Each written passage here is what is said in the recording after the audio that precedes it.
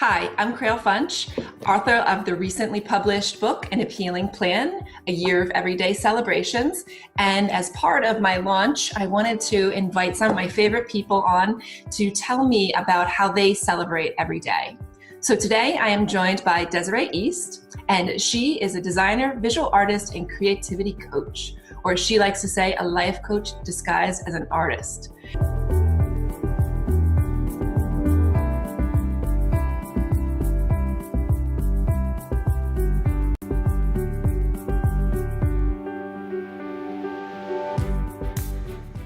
She was born a water baby in the tropic waters of Hawaii, currently living in California. She's a surf addict, photo junkie, and dancing fool, which I love.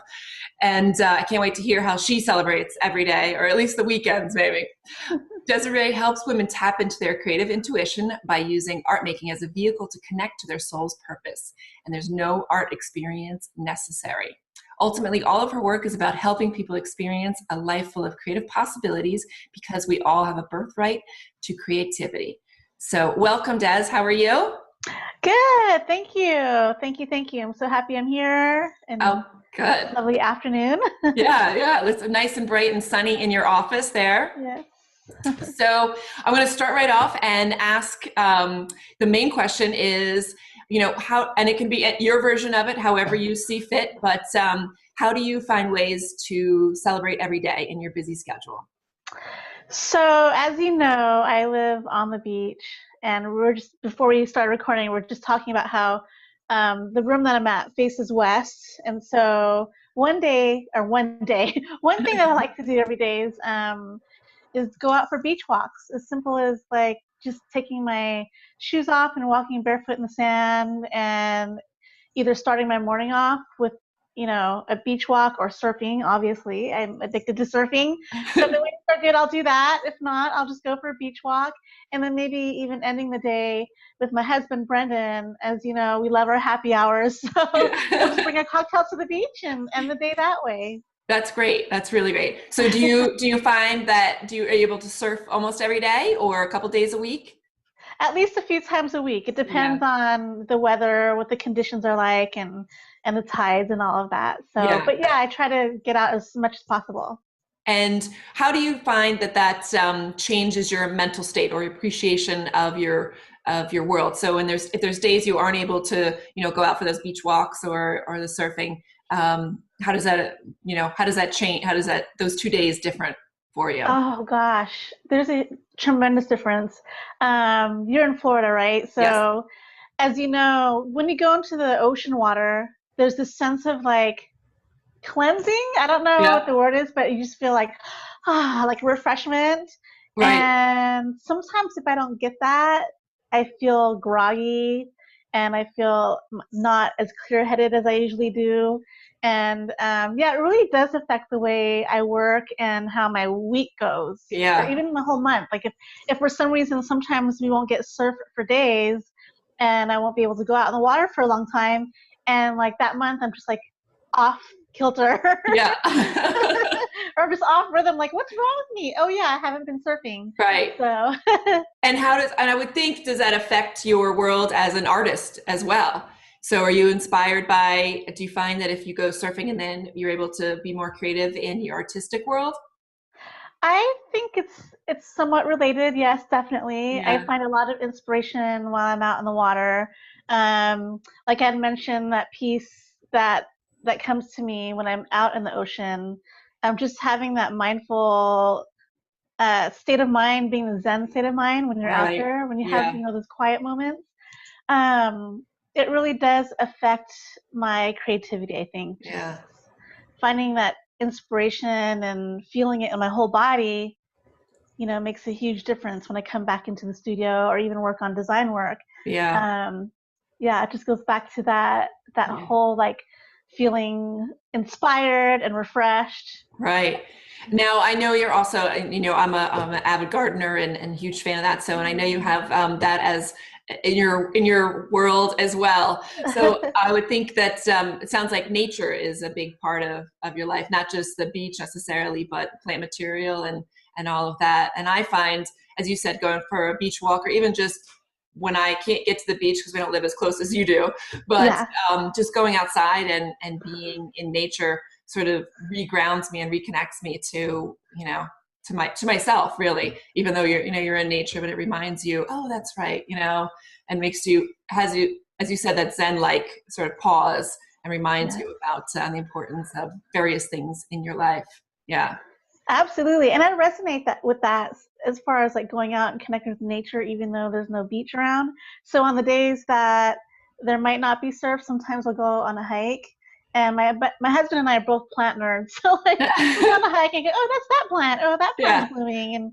Yeah, it really is grounding and centering. And not only that, if for some reason you're in a different mood and it doesn't ground you, sometimes you get this extra burst of energy as Right. well, Right. and more ideas come in. I don't know if you notice that when you go out on hikes or on nature walks or anything Absolutely. like that.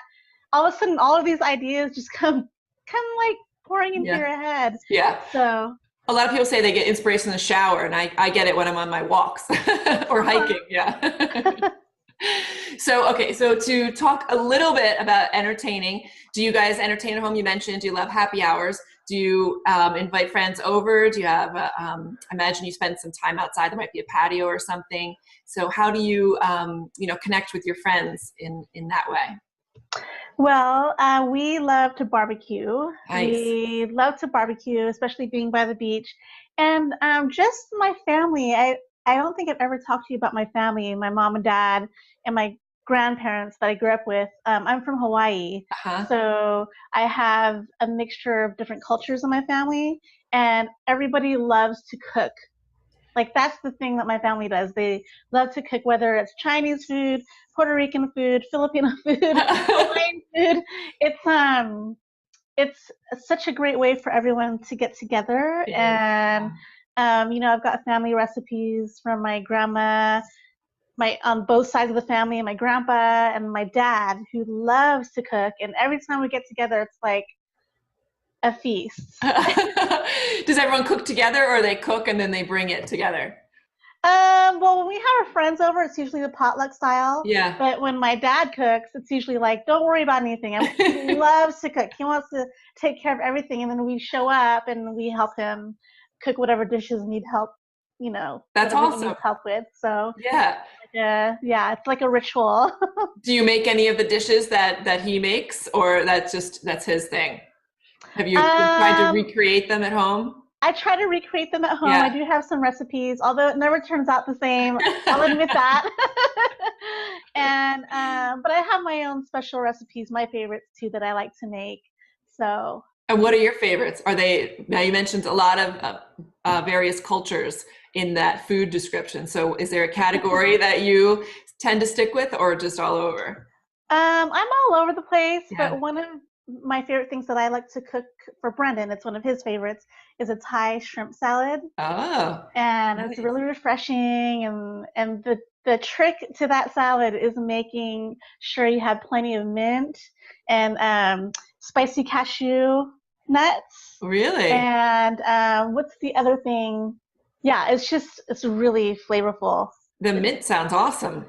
Oh yeah, it's I have to good. get that. I have to get that recipe for you. That's a great like summer salad. And so, is there any upcoming projects that you want everybody to know about, or anything you're excited about coming up, either next couple months or in 2015? So 2015, I feel is going to be a really big year, and I always like to start off 2015 with my vision board dreams sessions. Yeah, And basically, what that is creating vision boards for the next year, whether it be for, I don't know, whether it's for your career or your health or any big dreams that you have. yeah. And then Chinese New Year falls in late January, and I usually launch my mandala painting meditations class That's around that awesome. time. So, and that's another way to kind of use painting as a form of meditation to create what you want in your life. So that's always a fun course too. That sounds awesome. And where do people find information on that? You can just go to my website at DesireeEast.com and look under the creativity coaching tab, and you'll find the programs under there. Okay. It's an online program, so both Okay. of them are online programs. And what I've done in the past is I have a live workshop element to it. So I have the videos that are made up that you can follow along, especially for people who have never done vision boards before. Right, right. This is really great for the beginner. And then I have a live workshop component as well as a one-on-one, an option to work with me one-on-one so that we can really dive deep into what it is you truly desire and Yeah. help you transform those desires into reality into your life. That's great. And really, I mean, we'll bring it right back around. When you have a clearer vision about what you want, I think Yes. it's easier to celebrate every day and to find the little things if you have a clearer vision of your own direction. So I think doing those for the new year would be really great. So we're going to encourage everybody to go out and check out DesireeEast.com and sign up for one of those workshops. So whether it's the vision board or the mandala meditations, I think you want to definitely check it out. Well, thank you very much, Des, for taking the time out of your schedule to be here with us. And I'm sure we all wish we could go surfing with you right now. So thanks again. And if you are looking for further information about An Appealing Plan, the book, you can check that out at crailpunch.com, and then you can find information about where to purchase the book in your area, as well as workshops and any speaking engagements that are coming up. If you'd like to hear more information about this series, the Celebrate Every Day, and what some of my favorite people are doing to take the time out to celebrate every day, be sure you subscribe to this channel and you will be able to view the full series at your will. Thank you very much.